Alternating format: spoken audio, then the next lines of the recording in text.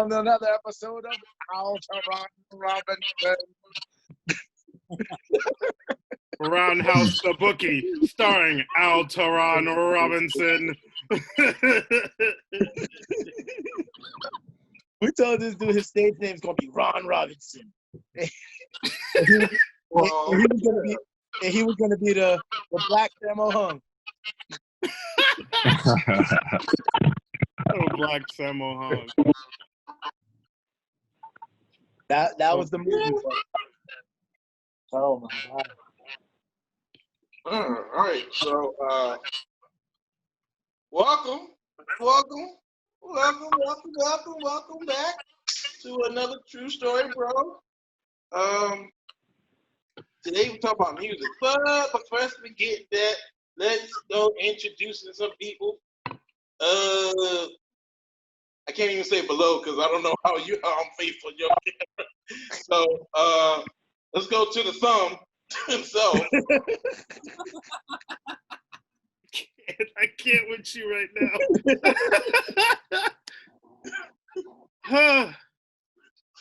Come on, thumb. Thumb believing. Okay. Thumbs up. Okay, welcome freaks and geeks. We are the Geeks of Comedy on YouTube right now. We are the True Story Bro. I am the most fabulous thumb of them all on the internet. Go Ninja, the ninja that's kicking it with you, that's me. and I'm gonna pass it to another who is another entertaining black man that we have right going on here with the whitest teeth ever. Damn right. I brush and floss every day. Flossing all the time. It's your boy, Scourge of the Internet himself, Sir Wednesday, a.k.a. Riz Yasendu. Holla at your boy. And as this man scurries off the camera, I'm going to pass it on to my boy with a backwards hat and the beautiful beard. You know the name. What's going on, everybody? Man has no nickname here. One of your hostess and mostess, as Echo Ninja would say. And we got a great show for you guys today. So what's going on, man? All right. So we're going to take it away. Altaron Robinson, you forgot to do your intro. Yes. I'm here Roundhouse. Hi. That was the quickest you ever got? That was literally the quickest introduction he's ever done. Because I'm not the most important character today. It's our guest. Okay. That's true.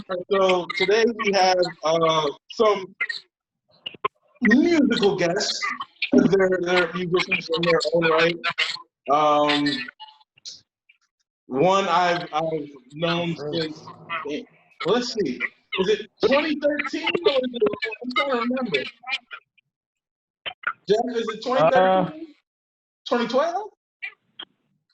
2013. 2013. So I know this name for shit. I'm bad at math, so I've known him since 2013. And he's always been really like down with music. Like I've known it for bass, guitar, keyboard. But I'm not gonna explain myself, but I'm gonna introduce Jeff. Introduce yourself, Jeff.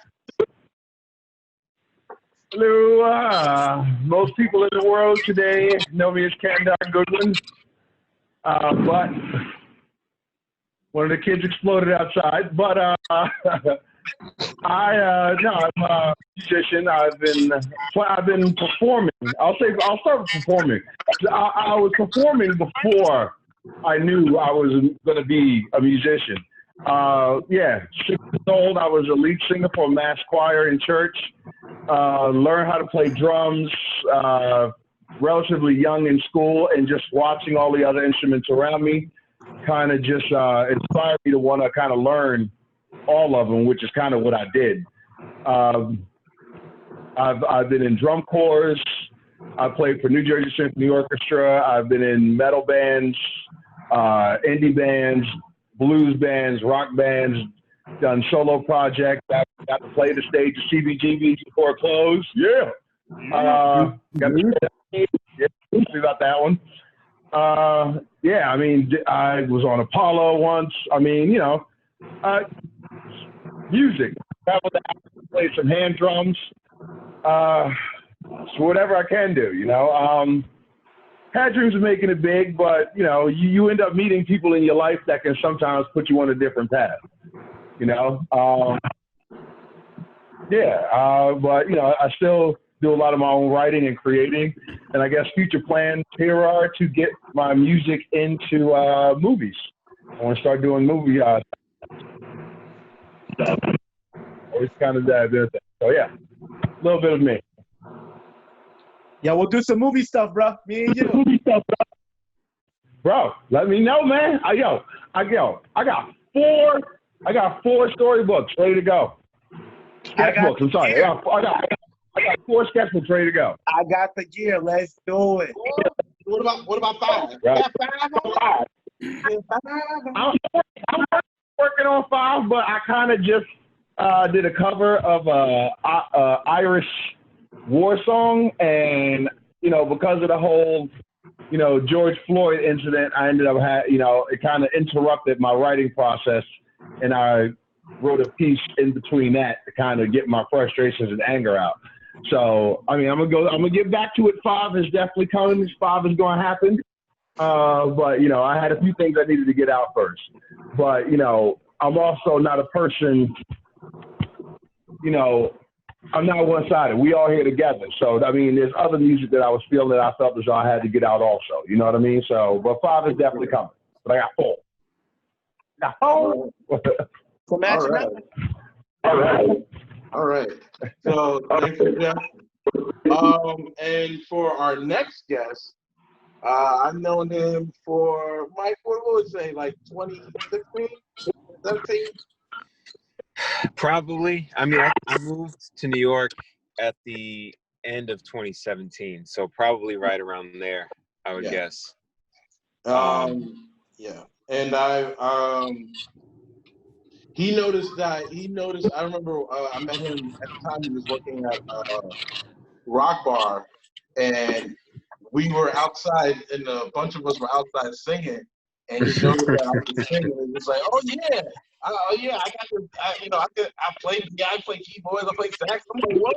And, from there, I realized like he's been really doing his thing when it comes to music. Has his own album out on Spotify. Please listen to it. But enough about that. I'm gonna let him explain it. So, Mike, introduce yourself. Yeah, thanks. I was really shook when I heard you singing outside. I forget what it was. I think it was like Aaliyah or something like that. It was you and Dijon were singing together, and I was like, Al, but like, hold on, because you could really sing. And kind of like, I'm sorry, tell me your name one more time. You went right before me, my bad. Jeff, right. Just like Jeff was saying, it's true that we have to wear so many hats to like. Wait, hold on. I lost what you said. Literally, just as you started talking. Give me 1 second. I need my charger. Give me one second. All right. Do your thing.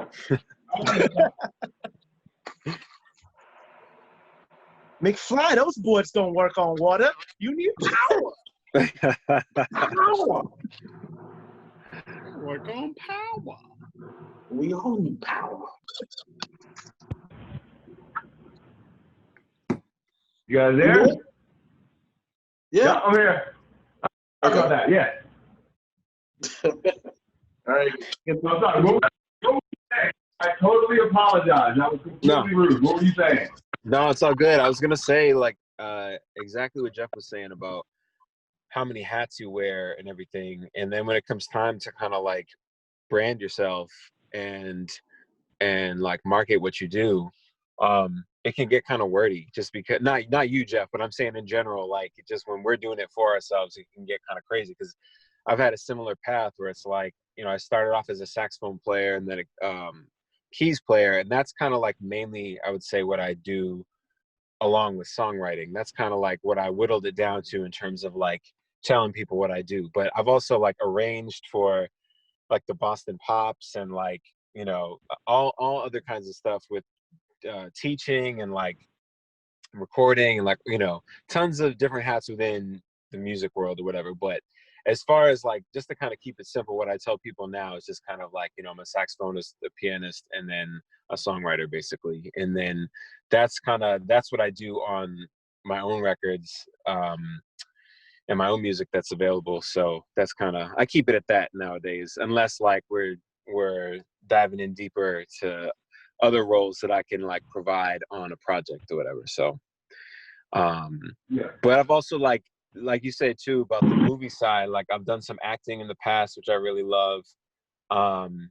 And yeah, it's like, I don't know, we're creatives, we got to create, we got to like, however we feel, we just got to create. So here's the thing I find funny that most people don't understand about the creative. The world is our stage. That music that you wait to hear from us, we've already heard that song 1,000 times every year. Right. We just decided to let everyone else hear it. And that's something that, you know, I kind of take a lot of pride in. You know, a lot of times, you know, people will tell me, man, you got to put that out there, put that out there, put that out there. And I go, no, some things are just for me, you know. Like, I kind of find that a little special that I can create something that no one else will hear. But now it exists in our world where it never did before. And you will only hear it based on me letting you hear it. Like, that is a very weird thing. And you can take something like that and it can either become a phenomenon, a one-hit wonder, or a complete flop. You know what I mean? So it's just, I think when I started to approach a lot of that and meeting the people that can get me started in that world, just the truth, the ugliness that's coming out today about Hollywood, you know what I mean? Like, they gave me a glimpse, just a quick glimpse of that, and I knew that's not what I wanted. I didn't want that. Right. You know? I found more comfort just in creating for the simple fact of creating because I want to create. Not because I'm pressured to, or to where you need to do a bunch of really like fucked up things to me to keep me performing on a consistent basis. Because now you're taking something I love and something evil. You know what I mean? And I look at these stars and how much of their own souls that they've given up to be on this multinational platform. Look at Nelly. Nelly goes, I'm finally going to play the music I want to play. Who the fuck is Nelly? It's true. You're not wrong. Right. Ooh. I know. You ain't wrong. You ain't wrong. So, right. I take, like I was saying, I take a lot of pride in what I'm capable of, this gift that I have, you know, and that obviously I share with others, you know, this. Right. You know, I'm very proud of this gift. So, I don't know, man, we should do something. Yeah. we still. I mean, listen, that resonates because I was actually talking to a friend about this the other day. I'm sure you've had this happen to you too. Like, you get people along the way who tell you that they're gonna, you know, use you for something or whatever, and like people who are like kind of higher up, and you wait on that call and it just doesn't. Sometimes it comes, but like I have a lot of stories of that call not coming when they said it was going to come. You know what I mean? And so because of that, I started to like just invest in myself and release my own stuff. You know what I mean? Like I would have like, I don't know, some like B-level, C-level folks be like, oh, I want you to play for me and whatever. And then it's kind of like, okay, cool, hit me. And then it's like, that call doesn't come. It's like, well, if I was waiting on you, I wouldn't be working at all.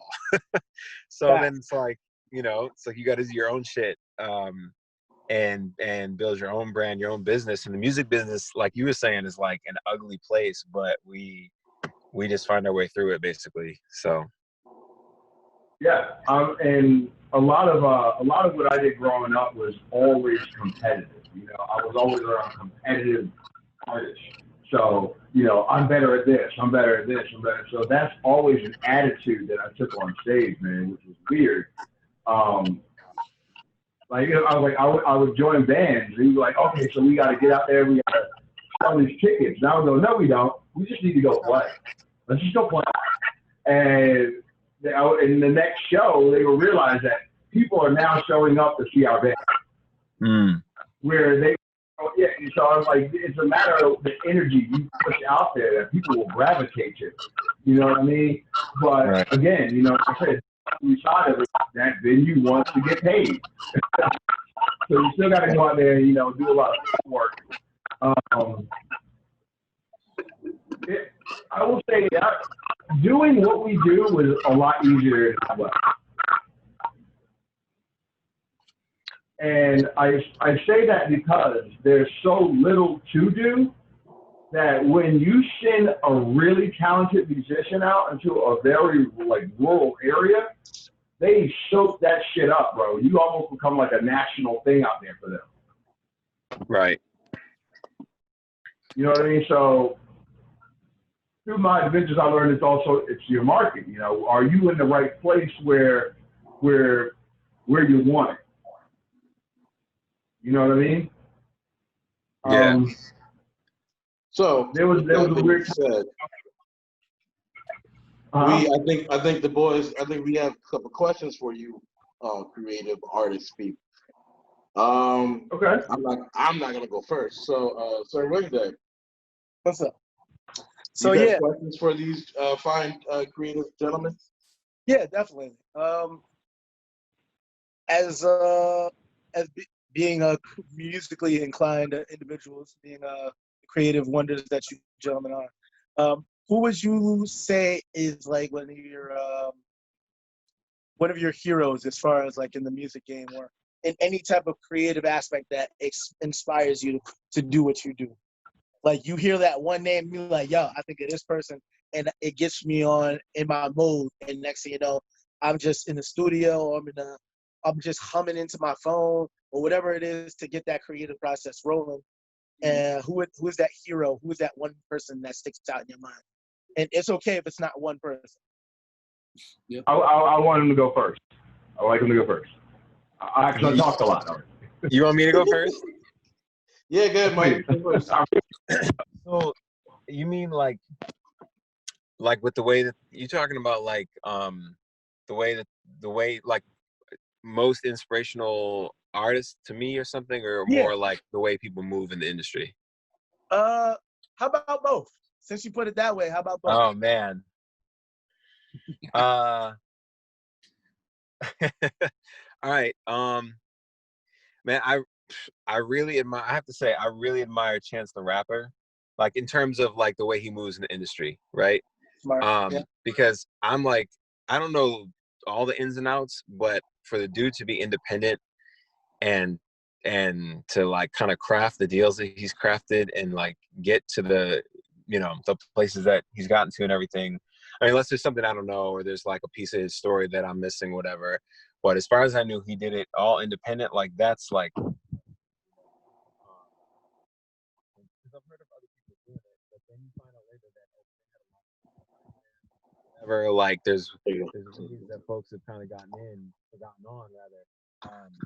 But it wasn't like the independent hero story you think it is. Your mic's cutting out, Mike.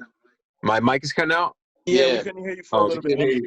Couldn't hear you My for a bad. minute. There you go. You're back. There you can hear me now? I'm sorry, my bad. Yeah. I know So you I was would deep say, in thought. what did you say? Repeat it? You was getting deep in thought. It happens. Yeah, I mean, so I don't know, as far as like business moves, I feel like he's one that comes to mind.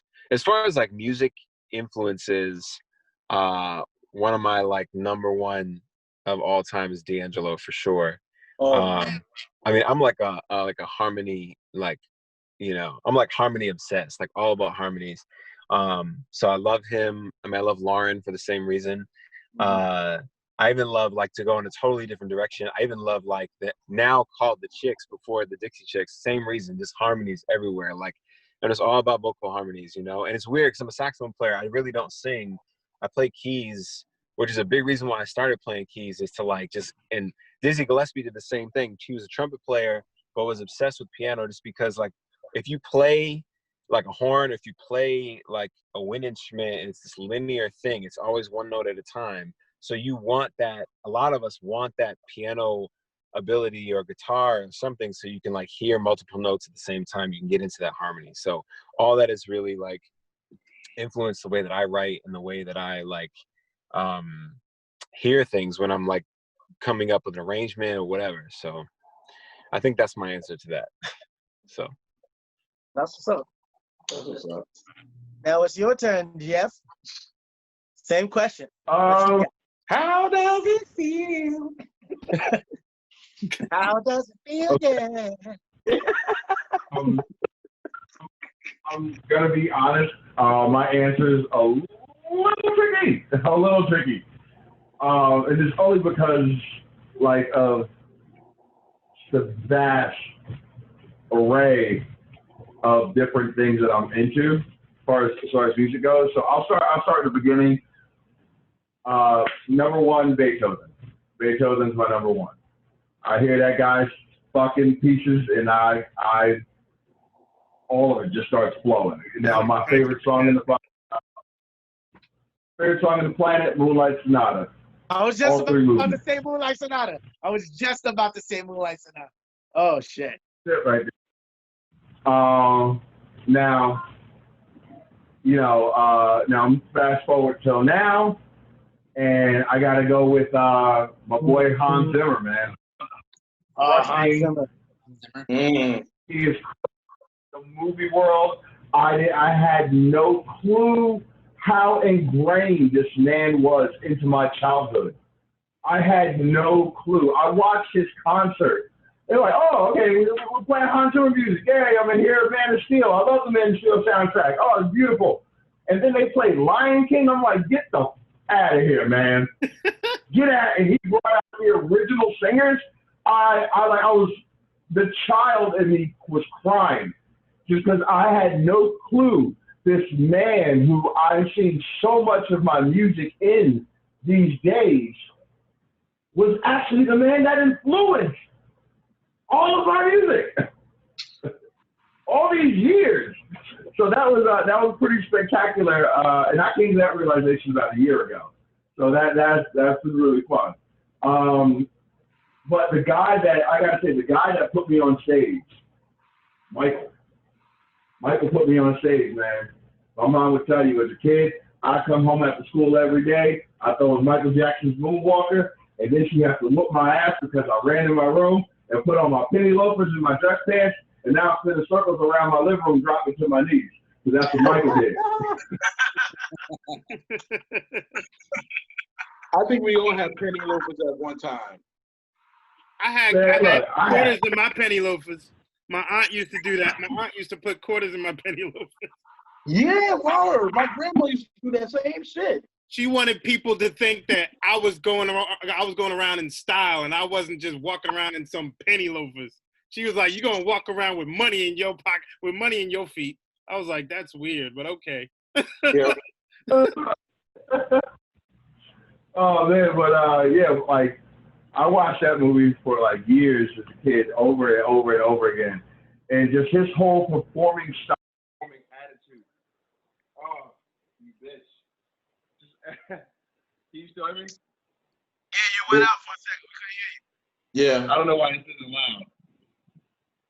Should be loud. There you go. Right, hold on. You're good. All right, well, I can see more people now. But yeah, just everything he brought to the table was so new and so innovative. And I remember watching Moonwalker, and just video after video after video was just something amazing until you got to the actual like 15-minute fucking movie. And it itself was amazing. Everything from there is just a gas, man. And figuring out who the fuck was who from where, and learning which styles of music. I mean, it's so up in the air because, like, literally, you say, Jeff, play me a bluegrass song, I'll play you a bluegrass song. Jeff, play me a classical song, I'll play you a classical song. Jeff, play me a gospel song, I'll play you a gospel song. Like, for me, it's all one thing. I can't just take pieces of it and say, oh, that's it. No, it's all just that. You're manipulating sound and turning it into something beautiful that's audible that people want to listen to over and over again. So, Jeff, my answer's a little tricky. Your mic is kind of in and out. Style of music. Your mic's in and out a little bit, Jeff. I can rap. I didn't know I could do that. Mike, Jeff, your mic is in and out a little bit. It's hard to hear. Jeff, can you hear us? I don't believe so. Jeff. Hey, Jeff, I saw that you had an iPhone. Which iPhone is that? Your mic is in and out.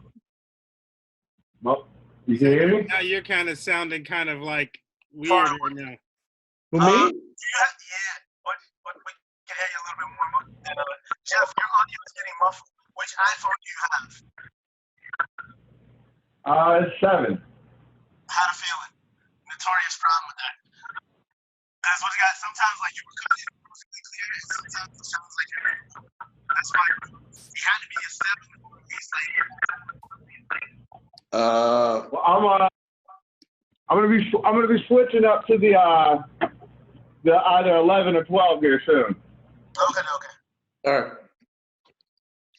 But yeah, like, It's a matter of now we can hear you fine. Now you sound weird. Oh, You. me? Yeah. Oh, me? Yes, you. A whole you. I'm right next to my. And don't try to voodoo me neither. You sound like RoboCop if he was down the hallway.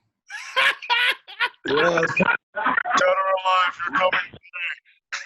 See, look at.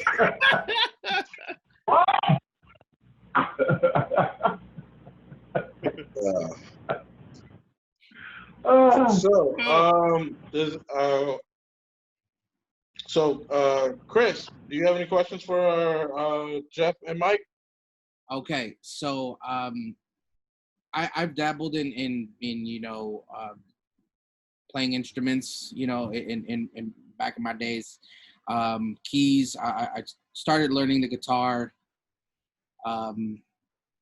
But more or less, I wanted to know exactly, like, because I mostly DJ, so I know I have certain things that I prefer, when I'm playing or whatever I've actually created.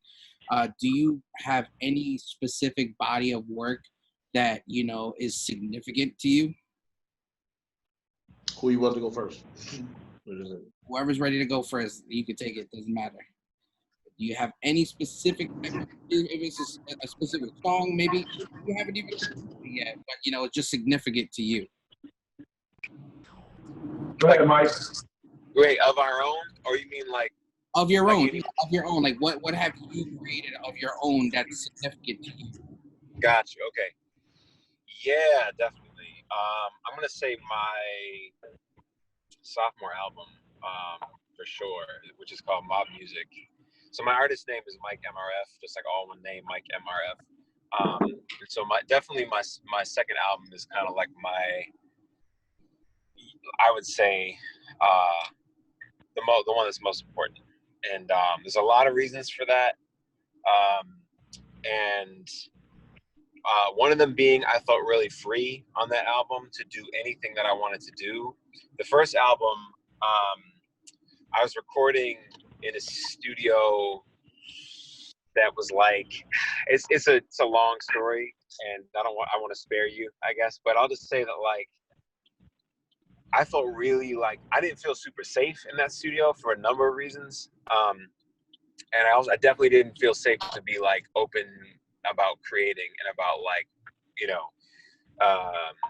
just talking about the process. Cause like when you're writing, whether composing instrumental music or songwriting or both, I mean, you're like digging in like to like deep personal stuff. Like you're kind of like talking about how to rephrase certain experiences and all that kind of stuff. And so I was in a spot where I was like, man, I definitely cannot bring my whole self to the table here. So I'm gonna, you know what I mean? So it was like, my first album was a little rough. Like, people love it, don't get me wrong. Like, for me, it like leaves that bad taste in my mouth because I know what the process was. But like, you know, but the second album, I was like, all right, I got my team, I got my vocalists, I got like, you know, all people that are like solid human beings who are like really dope human beings. So like, let's do this. And we created something that like I'll always be proud of. So that's definitely that. My second album, Mob Music, for sure. Definitely check that out. I'm about to go on my music Yes, player you and do. download that right now. Cheers. Please do, yeah. But actually, if you're gonna check something out, I'd rather have you listen to the newest one. The newest one is Mob Music 2. It's the follow-up album that came out in October. So if you're gonna dive into something, I would say go for that one, because that is even another level of like production and everything else. Because I had some help with that one from some like heavy hitters, so that was cool. Actually, like Jadina's music director produced that whole record for me, the new one. So like, yeah, so that was really dope. So like, check that one out. Check out Mob Music 2 if you're gonna listen to anything. So. And your stage name, do you go by Mike Flanagan, or do you have a specific stage name? All the music is released under MikeMRF, like all one name. It's the same as like my social media stuff too, but yeah. MikeMRF, gotcha. I see it. Same campus. Yeah. You're doing this. Hey, my favorite song is Clean House. Just saying.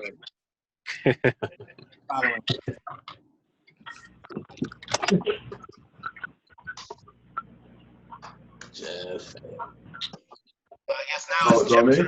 Yeah, Jeff, definitely. do you have a stage name, or you just go by your name? I don't know, man. Depends on where I am. Depends on where I am. That's a good answer. I like it. What happened? I said that's a good answer. Oh. Your phone's weird. Yeah, You exactly. sound weird. I'm normal. I was on for the classic attitude, you know, Robert Johnson style musician. You know, move from place to place, performing where I could.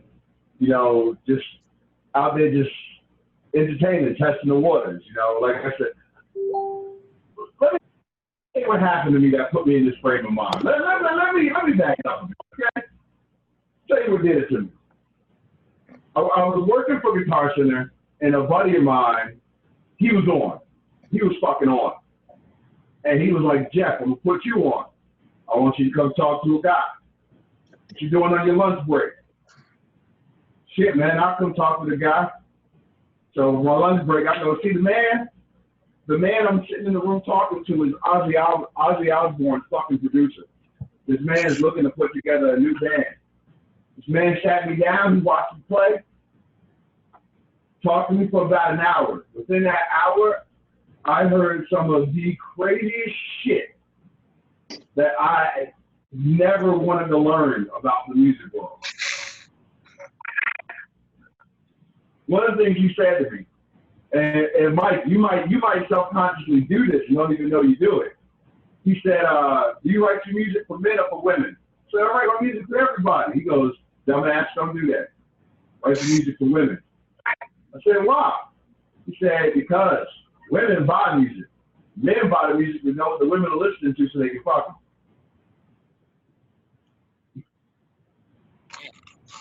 I mean, I kind of hear that though. That's so true though. It is. I mean, if you think about it, like if you look at pop music, right, which is like the highest selling, I mean, who's spending money on that? It's like these young white girls. Like they're the ones that like fill those fucking arenas and everything else. You know what I mean? So like, yeah, I feel that advice. And I mean, at the time, it was mind-blowing. I do it now a little bit. Like, at that time, it blew my mind. But, you know, everybody knows Radiohead. Radiohead was that band that kind of showed me, no, you can control your own shit.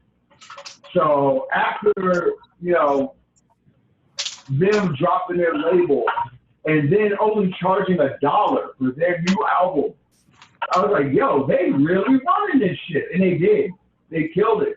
One of the highest album sales that year, charging $1 for their album. Okay, so I was like, okay. So that's when I started doing the whole nomad moving from place to place thing.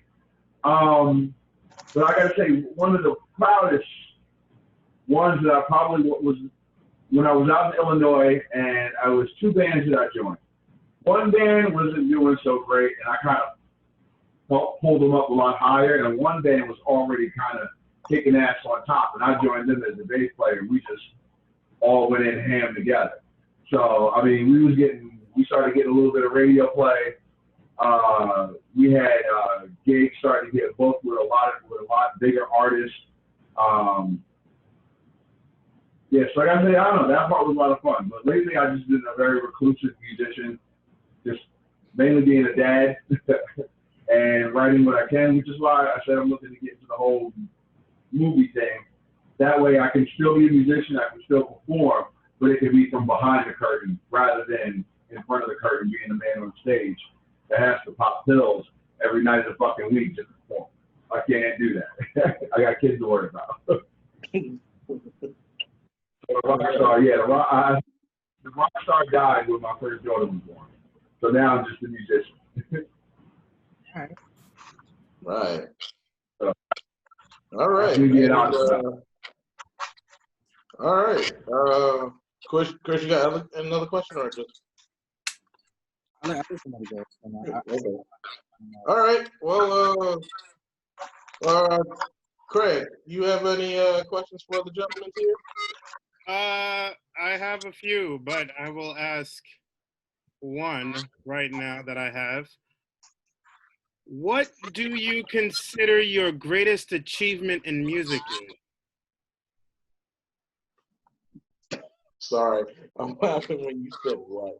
Because I'm thinking of Whitney Houston in that TV. Oh my God. I'm sorry. I'm mad you thinking about that. I'll tell you later.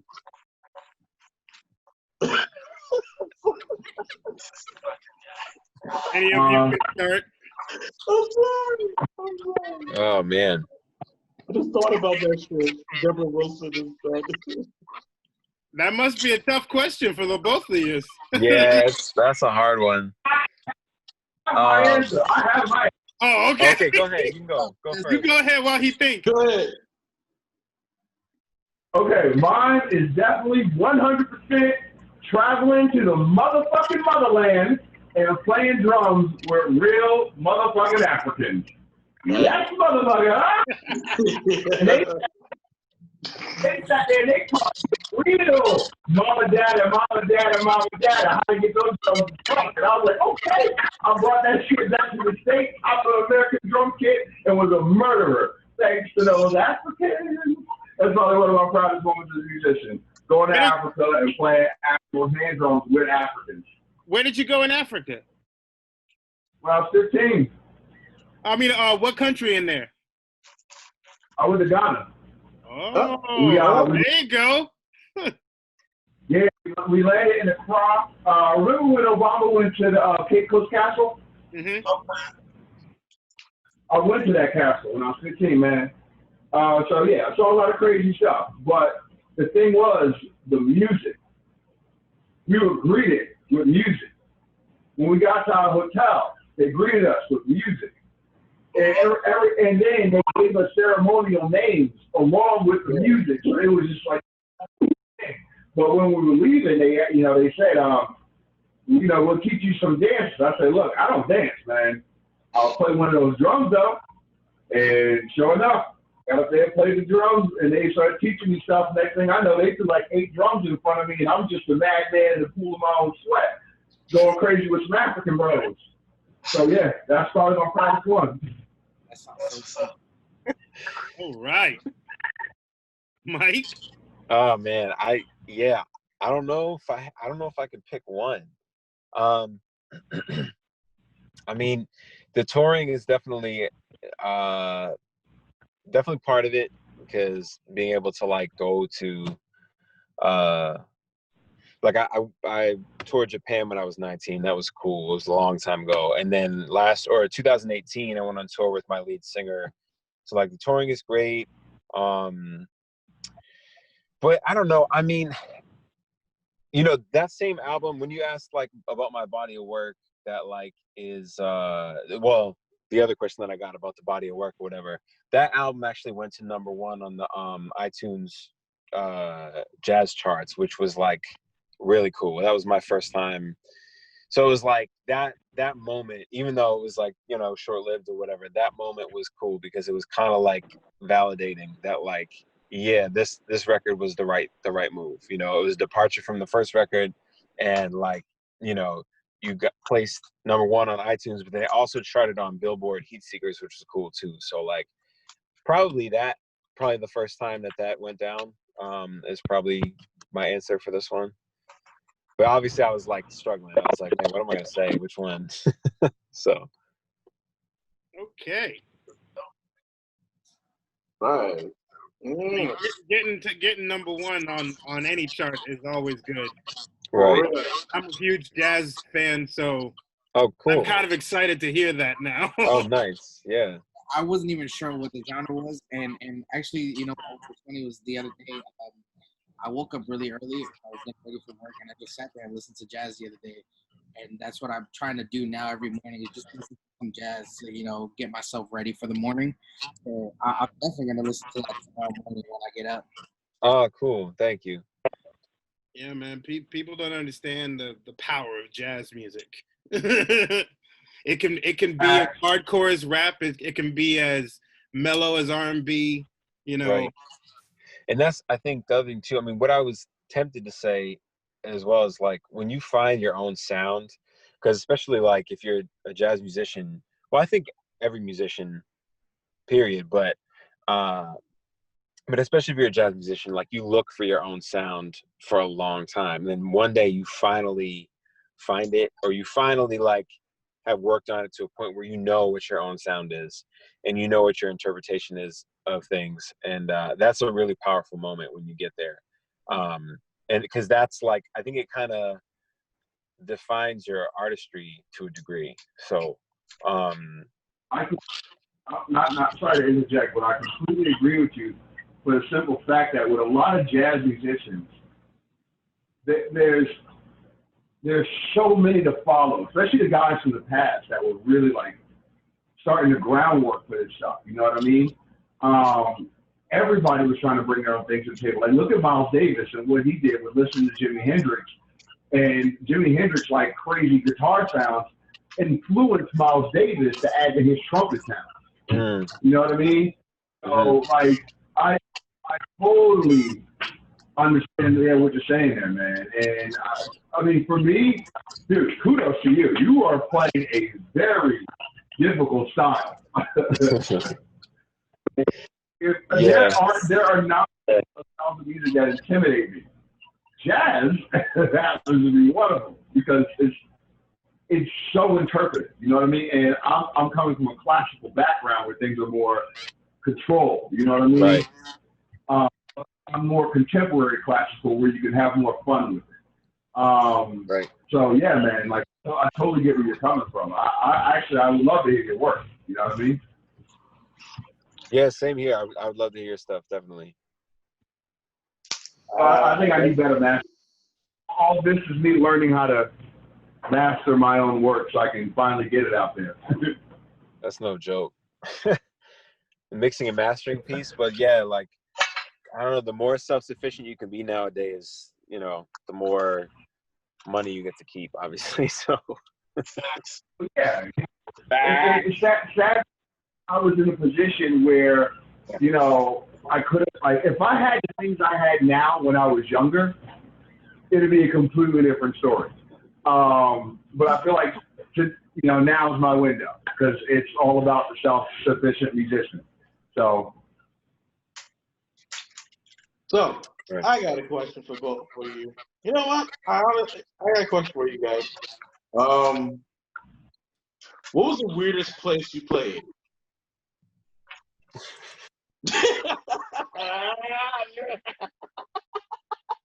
Oh man. Anybody can go first.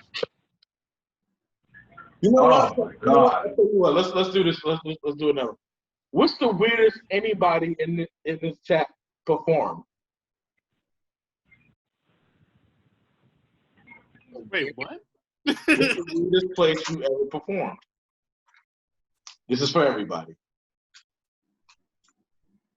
Oh yeah, man.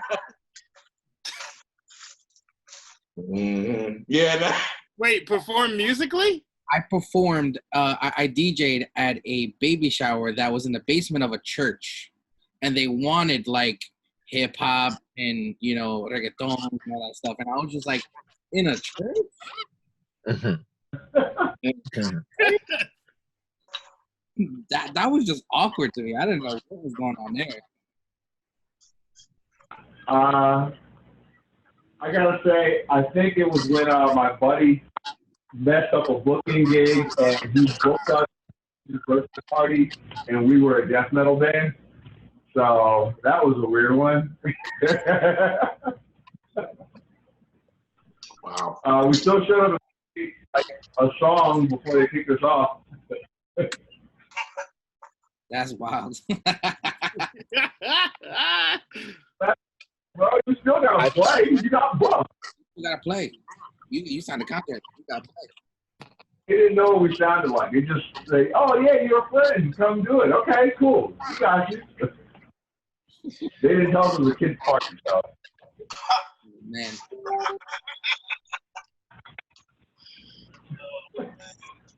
Private gigs are the worst. Go ahead. I think I have mine. I mean, it's definitely one of the weirdest ones, but a friend of mine in New York is a guitar player, and he asked me to sub for him. He's like, "Oh, I play at this restaurant on like Friday nights or whatever." I was like, "Okay, cool." I was like, "What's the deal?" He's like, "Well, you play for like, I forget how long it was, like 2 hours or whatever, and like you can eat. It's just you and a singer." So I was playing keys, and I brought a singer or whatever. But this was somewhere, I don't even know, to this day I don't know where this was. This was somewhere in Queens, and it was like right under the highway, and it was in the basement of this, like, I don't even know what kind of Asian food it was. I can't remember exactly what kind of restaurant it was, but it was in the basement, and it was the smallest, probably the smallest restaurant I've ever been inside. Like, I was like, how am I even going to fit the keyboard in here if I lay it down to play it? You know what I mean?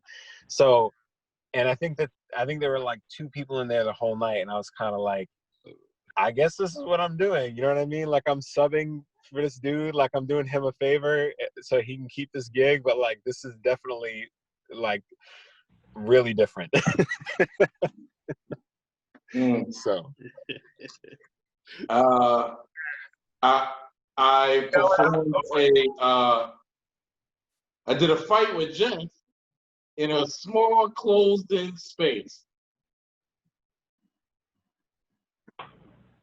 That's it. That's it. I just really, and Jeff probably, I don't know if Jeff remembers it, but that shit was small. We barely had any room to move. I don't remember if it was a kid. I don't remember if it was I don't remember if it was a school or not, but it was small. We barely moved. So we did it, but we moved. Well, I mean, it was better than when they booked us at Devils and we had to fight with that roof over us. And I was afraid I was going to flip off the goddamn, off the top of the goddamn place. Yeah. Yeah. Well, I guess since I guess I can tell this one.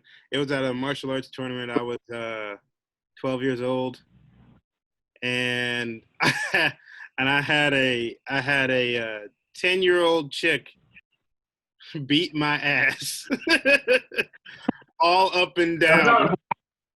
It's okay. That's not a performance. No. No.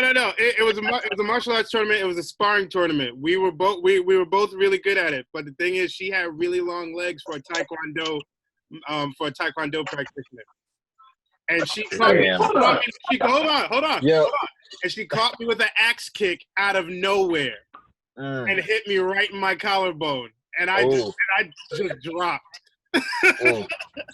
Hey, do you still do it? Do you still do any kind of martial arts? I practice it on my own leisure time. I don't do it really much anymore. Like, you know, for He's still laughing. I know he is. I don't do it for like tournaments or anything like that anymore. Lean on that shit, bro. He was like, I was like this age. She was like this age. And she beat my ass. All right, we were doing karate. You're like, hold on, bro. You got to start with that. That was quite possibly one of my most embarrassing moments. I mean, I got disqualified because I kicked her in the chest really hard after word. And I supposedly activated her asthma again. So it was a catastrophe. I mean, it sounds like that. But she came to me. She came to me after the whole thing was over. I was getting my arm wrapped up and my collarbone wrapped up because my left arm got dislocated. So that was. I mean, at least she didn't do no Eric Roberts shit. Bobby.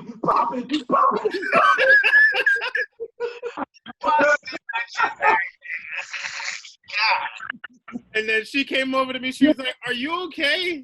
She's like, "I know she's like, "I know I kicked you really hard and I might have messed up your joints or anything like that." I was like, "No, I'm okay." I was like, I got a big bruise though right here, and I had a big blue and purple bruise right here. Oh. That had a heel mark right over here. Listen, that was like a he gonna cry in the car moment. But you know what though? She told me because she was like, "That sucks that you got disqualified because that was a really good kick to the chest that you gave me." I was all like, "You were whooping my ass." I was like, "That you should have." I was like, "You were gonna win anyway." So you Charlie Murphy kicked her. Huh? You Charlie Murphy kicked her.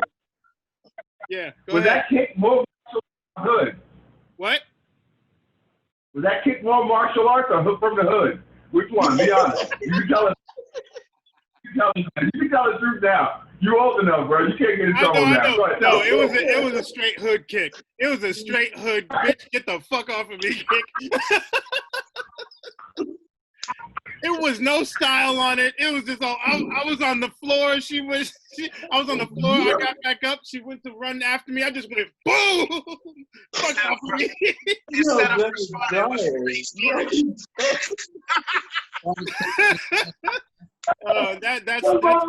that's my true story for the day. Oh my God. No, you would get ass to a movie, man. Shit just kept getting worse, bro.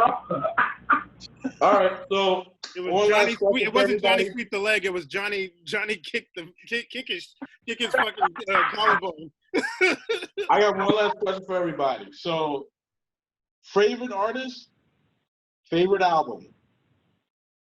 Oh boy. For everybody. Anybody can answer. Anybody can start.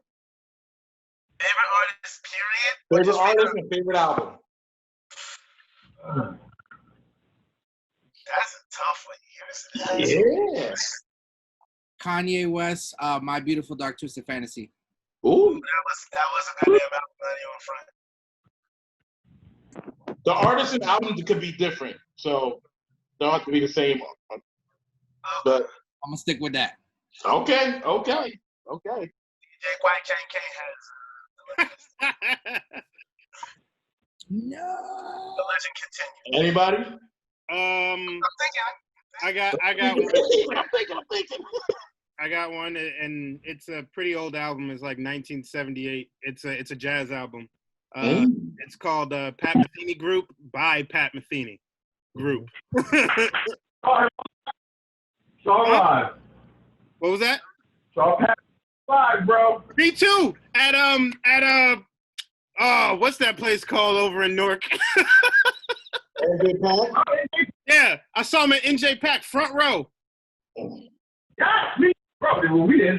We might have been there. Ooh. We might have been there. Yo, if I can tell you one thing when it comes to this guy, he is like he's like the jazz version of what's his name? Jimi Hendrix when it comes to that guitar. That dude kills the guitar like crazy. You see his Frankenstein guitar? Yes. That shit is weak, bro. Yes. I'm glad someone else can appreciate Pat Metheny as much as I can.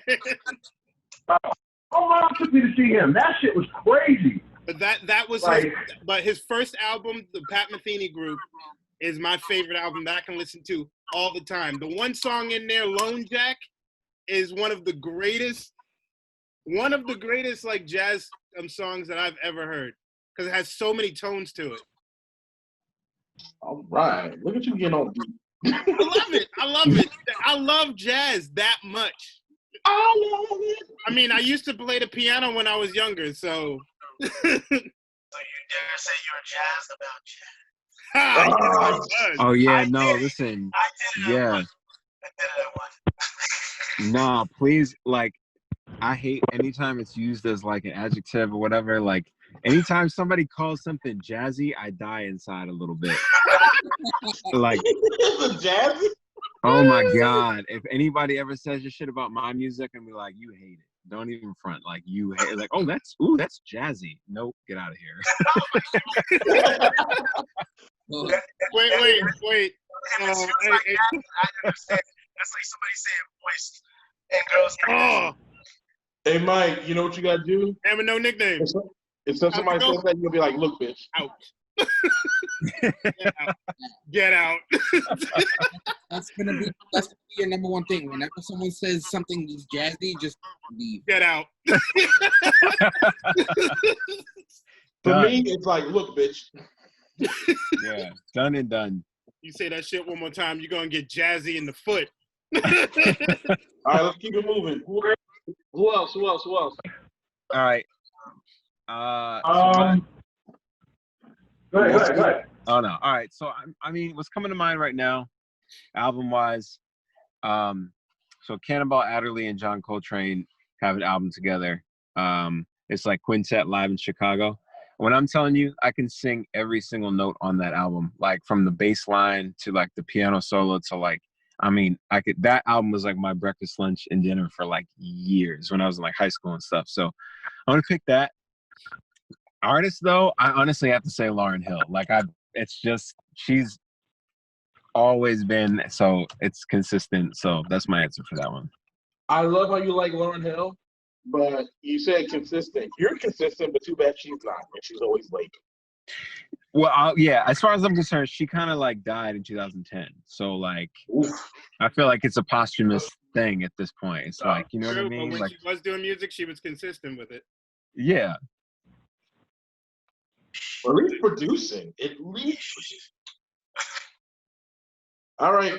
Are you done thinking, Sir Wednesday? Or anybody can go? Yeah, as far as like artists, I'm gonna have to say because I love a lot of people. You know me. I know you do. But I'm probably gonna have You know what? I'll give you two. William Bell. I'm gonna have to go with William Bell. Anything done by William Bell is the shit. And I'd say my favorite album as of right now, because I've been listening to it like crazy, has to be Songs for Other People by David Ryan Harris. Ooh. And if you don't know who that is, bro, y'all need to. That man is dangerous.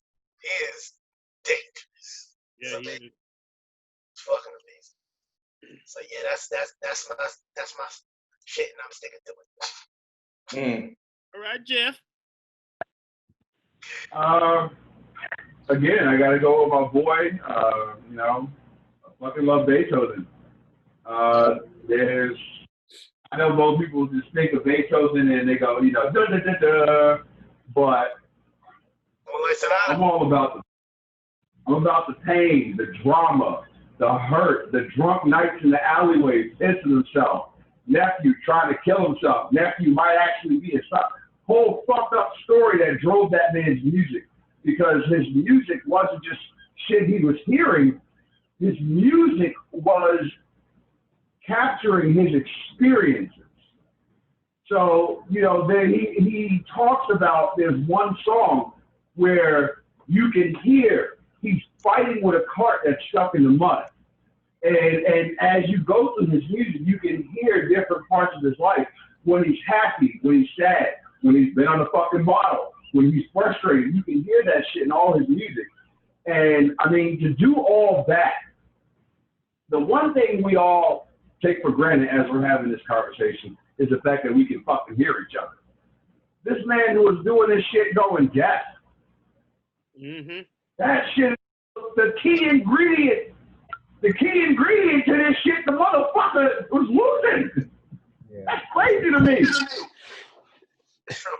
Jeff, like, you Jeff. can Feel the music. You can feel it though. That's what kept him going. Man, I love him too. I love him too. I actually had to write a paper on one of his sonatas because the assignment was like discussing sonata form. This was like in grad school or whatever. I forget what sonata it was, but I'm gonna find it and let you know, because since you're such, you know what I mean, since you're such a fan, I'm gonna find what sonata it was, and I'll even send you the paper if you want. I got an A on that shit, so. You got an A on that shit. You know, Beethoven is you know, kind of, like I said, kind of arc over into modern day Hans Zimmer. Because, you know, if I'm going to want to follow in footsteps, I need to do a modern day form of it, which is composing for movies. Because they didn't have movies back then. You would hear the music and they put a play on stage. Motherfucker, you were at the movies. So. Yeah, so that, you know, that's my answer. Beethoven, and I can't pick a favorite album because, I mean, they scatter his shit all over the place. Now, since Mike talked about the jazzy thing, here's my piece. My Beethoven piece.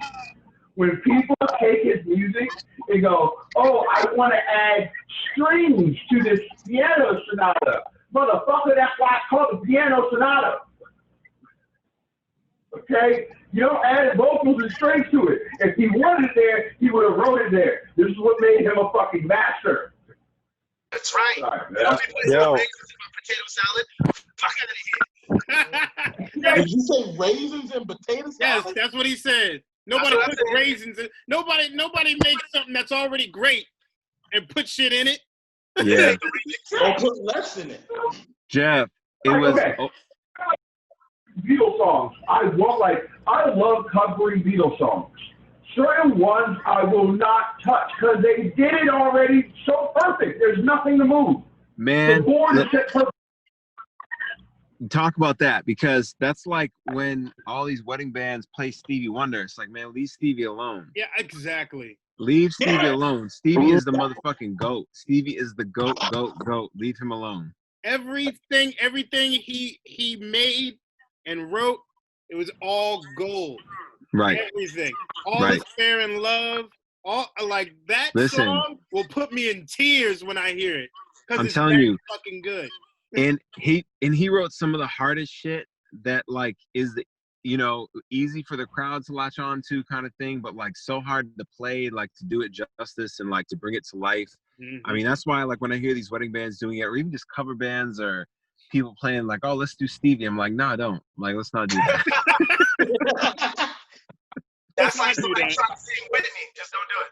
Now here's now here's something. Here's one question though for you, Mike. Just because you said I didn't even answer yet. I know it's just a quick question. Just because he said that. Okay. Do you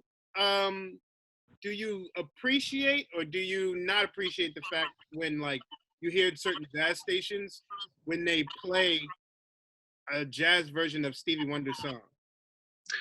It depends, because some people have the musicianship to interpret it and the artistry to interpret it in a way that is beautiful and also respectful. So I feel like Warren Wolf is one of them. If you don't know who he is, he's a vibraphone player. Yep. Oh, you know who he is? Oh yeah. Oh, dope. Okay, yeah. I mean, Warren is like a genius, and he's covered like a bunch of Stevie songs, jazz versions of Stevie on his records, and his playing is so gorgeous that, like, yeah, I mean, that's totally acceptable. Okay. But Jeff, real quick, I wanted to say it was Opus 10 number 2. That's the one I had to write the paper on. Just food for, or just FYI. But I'll get it. All right, I guess it's my turn to answer now. It's my so favorite artist. Holy shit!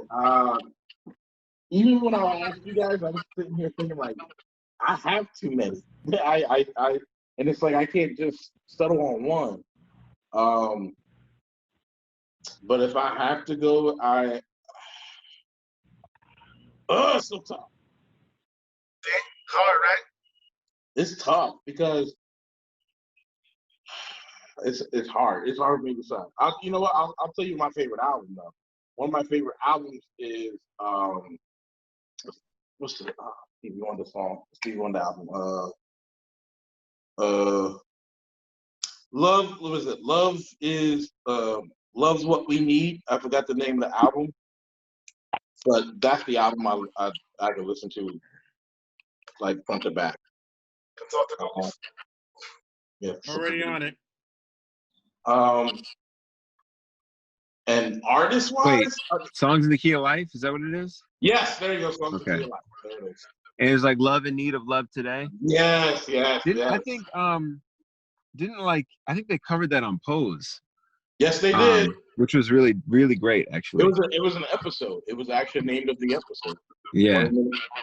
It was beautiful, and Jay used it. He used the beginning on Smile on 444 or whatever. Yes. It's such a beautiful album, like front to back. A lot of stuff he talks about it. A lot of stuff we are discussing today too in the album. It's a lot. Like it really hits home.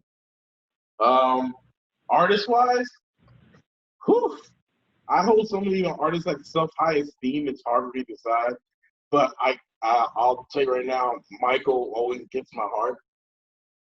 Michael always gets my heart, and I'm not, and I'm a big like Freddie Mercury fan. Like his vocal ability was just amazing, and I hold him and George Michael in the same esteem, only because George Michael did everything. He did pop, he did rock, he could do R&B and soul and flawlessly, which was kind of just like, this man's a G. He was like a modern day Freddie Mercury, if you really want to be technical. For me, that's how I saw George Michael. Even though he had his own thing, for me, it was like, if Freddie Mercury was still alive, it would be George Michael. So, but George Michael did his own thing, but I love Gavin DeGraw and a couple other artists, but that's not it. See, I knew you were trying to fucking baseball slide in some other ones. Of course they did. And I got faith.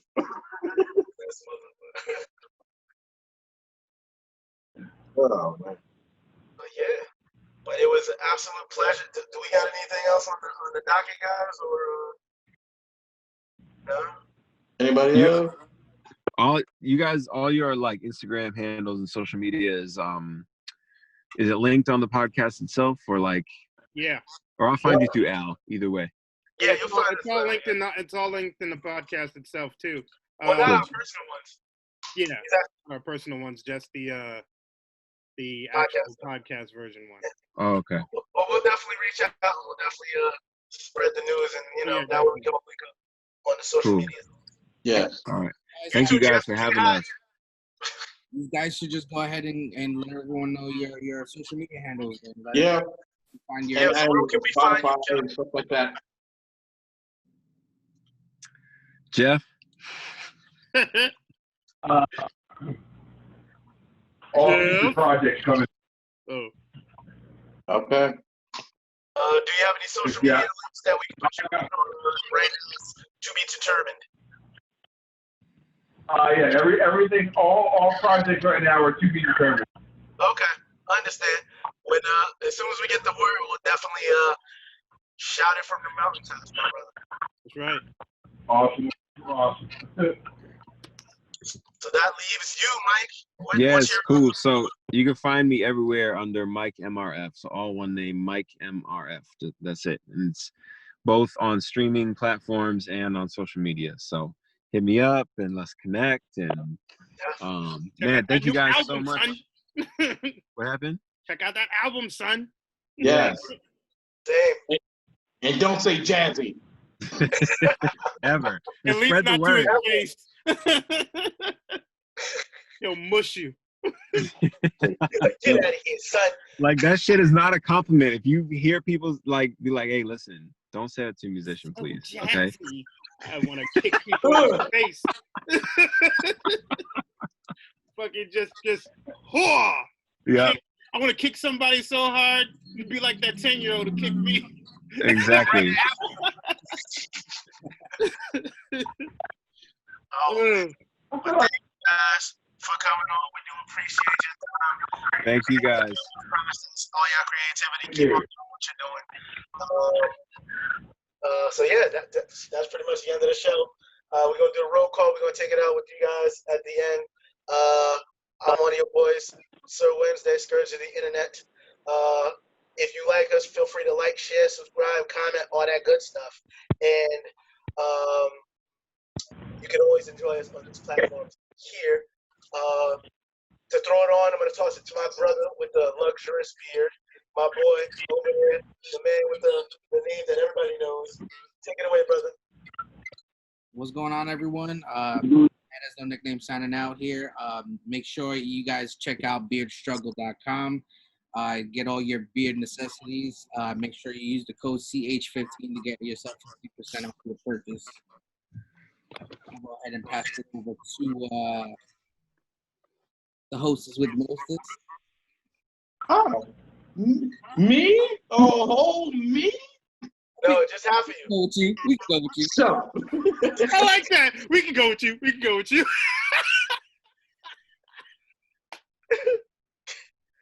Go ahead. anyway, thank you everyone for tuning in.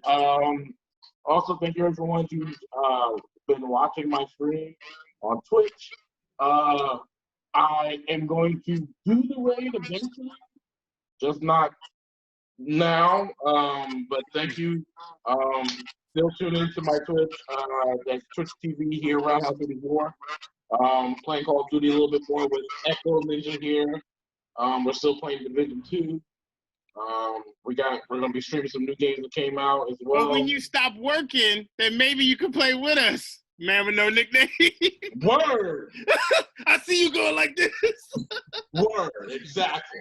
I got a job. And ain't nothing wrong with that. Ain't nothing wrong with that. Well, maybe that job, but there ain't nothing wrong with having a job. Yeah. Facts. Yeah, facts. Go ahead. But yeah, thank you everyone. And I'm gonna pass it on to the thumb with the most down there. Okay, ladies and gentlemen, I am Echo Ninja, the ninja that's kicking it with you. And just like the rest of us, we've been talking a lot today. And I know I've been drinking a lot because, you know, my mouth gets a little dry. But when it does get a little dry, What you drink, Craig? I drink Wild Bill soda. How much is that? What they got? What flavors Well, they got? it's a 12-ounce can. It's owned and operated by military veterans here in New Jersey. It Say is word. It is. It has 170 calories. It's caffeine free. It's gluten free. It's good for vegans, and it's low on sodium. That's what's up. What flavors they got, brother? Oh well, one of the flavors I got right now is vanilla cream. They also have orange cream. They also have black cherry, and they have root beer. They have other flavors that they don't can up, but they just have they just brought out a new product, which is iced tea. I just bought and it's like seriously, the day it came out, I just bought it. I was like, so I'm just gonna buy it. So they just came out with a new iced tea. It's the Arnold Palmer, which is the lemonade and iced tea. They got unsweetened, they got sweet tea, and then they got peach tea. So all of the crew right here are getting some. I'm sorry, our guests can't get none. But I wish you could. But yes. Also, they sell these nice mugs. And they actually insulate hot beverages and cold beverages. They're great for cons. That's why people buy them. So then they're good collectibles. This one I got at Rhode Island Comic Con. And these other two guys right here, they got it at Wizard World Cleveland this year. Cleveland. Before the crappy pandemic happened. You can reach them at you can reach them at wildbillsodas.com and hashtag get your mug on. That's right. No bull, just bills. One last thing. If you ever want to catch up with your boys, leave them a message, challenge Roundhouse, or just talk shit and leave them in text, whatever, fuck it. We got a telephone number. Craig, what's that number, brother? 973-370-3115. That's right. 973-370-3115. I didn't fuck up this time. And once again, we want to thank our guests for coming out. Jeff, thank you for coming out. We do appreciate everything you do. Keep that magic going. Mike, it was a pleasure meeting you. We downloaded that album. We're going to be messaging you and being like, when's the next album coming out? We're going to be dogging you for the next album to drop. So we can't wait for that, brother. Thank you. And don't be bitches make us famous. No, this nigga.